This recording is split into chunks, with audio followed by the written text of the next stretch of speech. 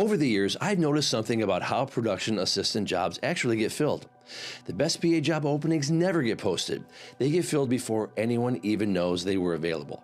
I'm Rob Perkins. I've spent nearly 25 years hiring thousands of crew across commercials, documentaries, and branded work. And I've seen exactly how these decisions get made.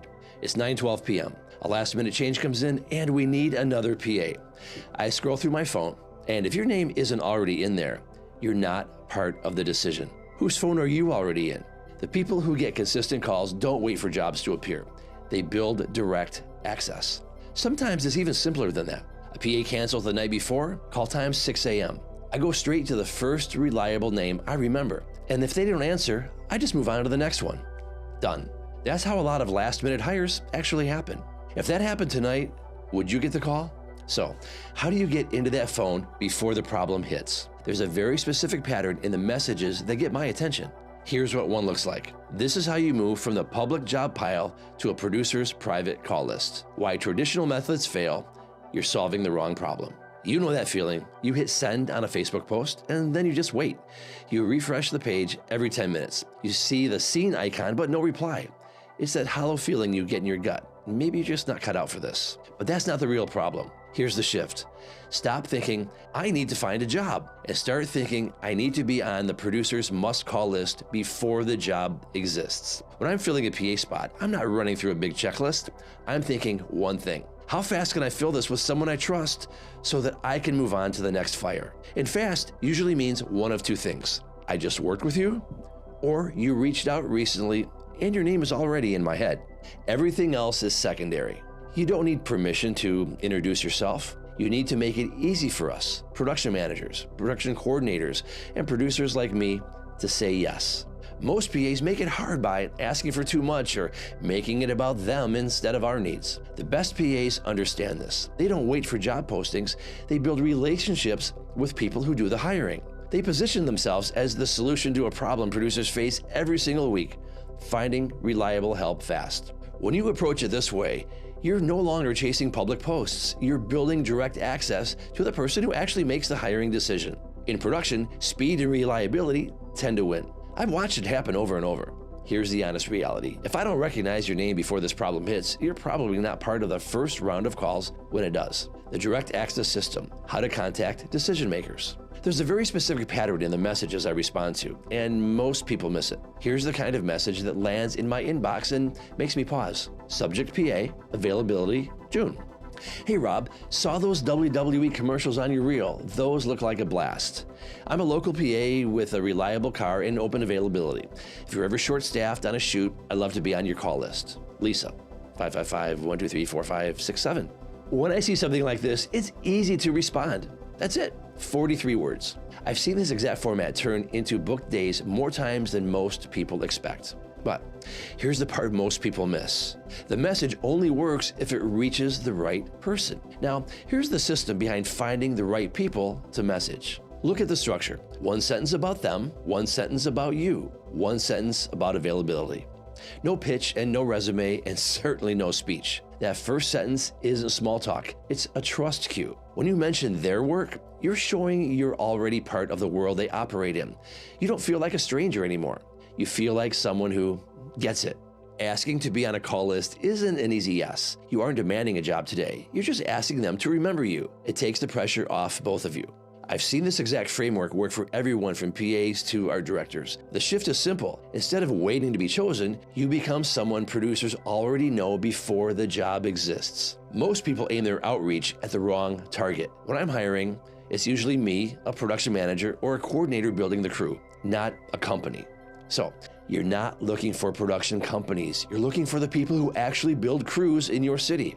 Focus on names, not brands. You want the person who will text you at 6 a.m. when someone cancels. The few who adjust that usually see results faster. Before someone reaches out to me, I can usually tell whether they've done any homework at all. Check their LinkedIn, Instagram, or recent work reel. Find one of these. Mutual connections, Facebook mutual friends are gold, shared interests. Their dog, your dog, instant connection. Recent work, the Nike spot, the Apple commercial, hometown, college, love for pineapple, pizza, whatever. Here's what not to do. I got this message. Hey Rob, I saw you did that Pepsi commercial back in 2019. That was sick. Can we grab coffee and talk about breaking into the industry? Wrong on 3 levels. Old project, asking for my time, making it about them and not me. The key is showing you did the work without saying, I stalked you. It comes across as genuine interest. Then it lands in my inbox. Short, direct, easy to read. If there's no response in 5 business days, 1 follow-up with updated availability. If still no response, move on. Recontact every 60 to 90 days. Phone or DM variation. Same framework works everywhere. Lead with their work, pivot to your availability, and end with your contact info. Imagine this. You send 5 messages this week. 2 respond, 1 books you within 10 days. That's 1 paid day from about 5 minutes of focused outreach. Sometimes the first response isn't a booking. It's, thanks, I'll keep you in mind. Or send me your contact info. That's not small. That's the door opening. If you handle that moment well, you stay on the radar. Eventually, that turns into the real yes. Can you be there tomorrow? And that's where most people think the hard part is over. It's not. What happens in that first hour on set decides whether you ever get another call. From first contact to first paycheck, what happens next? Here's something most new PAs don't realize. When I text someone yes, I'm not thinking about paperwork. I'm thinking, good, that's handled, move on. But here's where someone stands out. On the first day, early on, they send their W-9 without being asked. Not dramatically, not announced, just, hey Rob, here's my W-9 for accounting. That sticks because almost nobody does it. It's a small signal that you're organized, you're thinking ahead, and you understand how production works. It doesn't feel pushy, it feels professional. And those small signals are what make someone easy to call again.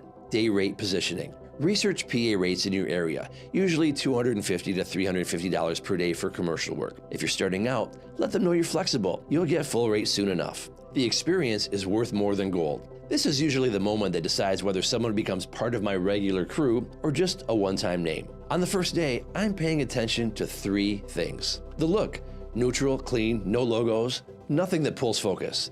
The best PAs blend into the background and let the work shine. Arrival, 15 minutes early tells me you respect the day, not 30, not 5, 15. Early enough to be ready, not early enough to be in the way. Then the vibe. No drama, no complaining, no needing constant direction. I can feel within an hour whether someone is going to make my day easier or harder. And here's bookend moves that guarantee callback work. On the way in, ask if you can grab coffee or make any stops for the producer or the PM.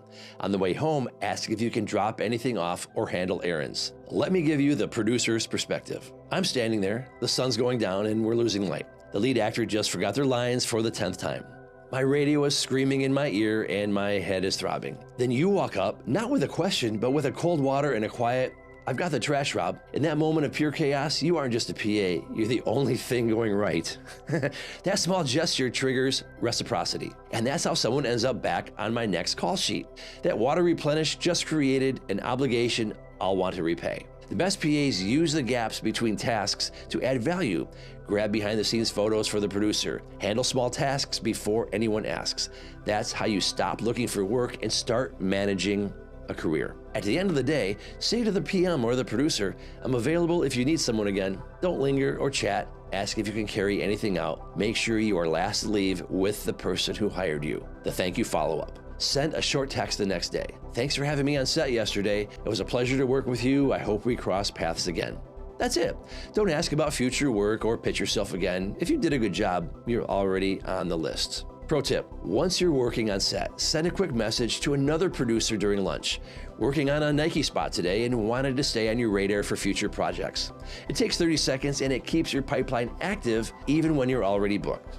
Building your call list. After 3 to 5 shoots with the same producer or production manager, you're now on their personal call list. They'll text you first when they need to fill a spot. Once you're reliable on one producer's set, they'll recommend you to other producers. This isn't about landing one random PA day. It's about becoming someone who doesn't have to hunt for work anymore because you're already inside the network. The referral network most PAs miss. From my side, I ask my trusted PAs all the time, who else do you like working with? That's how new names start earning trust. Most of the consistent PAs I've worked with originally come through other PA recommendations. Over time, my phone isn't just a contact list. It becomes a short list of people I trust when things get tight. That trust usually comes through other crew I already rely on. One solid PA friendship can lead to new producer contacts you'd never find on your own. Timeline expectation. If you send 20 outreach messages this week, expect a handful of responses and at least one booking within 30 days. Early on, the people who stay consistent are the ones who start seeing momentum. Careers in this business aren't built in public threads. They're built in consistent, direct connections. So let's take action. Implementation and next steps. Public threads can feel active, but they don't build relationships. Send 5 messages today. One could turn into a paid day. If I were starting over as a PA today, I'd find 5 producers or PMs in my market and send short, direct messages. One sentence about them, one sentence about me, one sentence about availability. Getting the text is step 1. What you do after that determines whether you ever get another one. Because from my side, the first day tells me almost everything I need. But zoom out for a second. The way crew get hired is already shifting. Most people just haven't noticed yet. Faster decisions, tighter crews, smaller circles. And this only works if you understand where production is heading in the future. That's why I made the breakdown on film production is about to change in 2026 and nobody even realizes. Watch that one next. If you want to move from available to first call, that's where we go next. Stay focused, stress less, build wealth. That's a wrap.